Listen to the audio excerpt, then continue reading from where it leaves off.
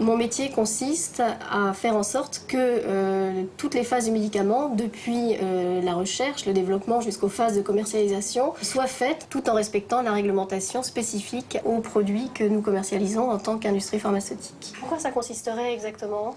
Qu'est-ce que j'aurais à faire au sein de cette conférence ?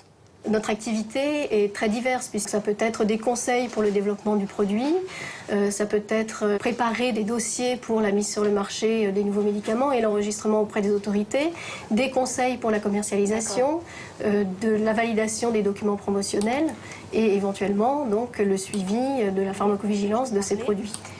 Maintenant, il se peut que là, ça ne soit pas nécessaire de le fournir et peut-être que ce statement que vous faites dans un autre document est amplement suffisant. Une partie de notre travail est assez solitaire puisqu'il y a un besoin d'analyse de la réglementation et des données scientifiques qui nous sont données, donc ça se fait effectivement au calme dans son bureau.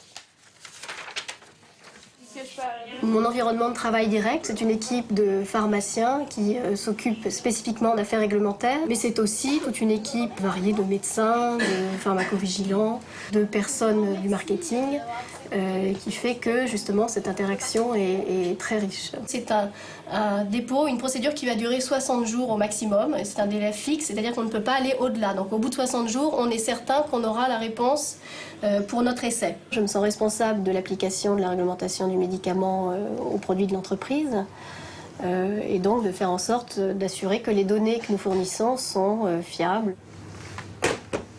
Pour faire ce métier, les compétences scientifiques sont tout à fait requises puisqu'on va nous demander d'analyser en détail des données cliniques. Ça nécessite aussi beaucoup d'écoute et de diplomatie pour pouvoir travailler efficacement en équipe.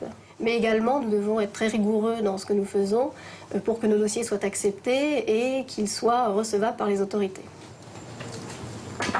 Carole, est-ce que tu as déjà eu le cas de l'agence te demandant pour un essai un dossier complet? Moi, sur mes essais, non, je ne crois pas. Pour faire ce métier, en plus de notre formation de pharmacien, on nous demande fréquemment de compléter cette formation par un master professionnel en affaires réglementaires qui peut être ciblé sur l'enregistrement national ou bien international. Ah bon?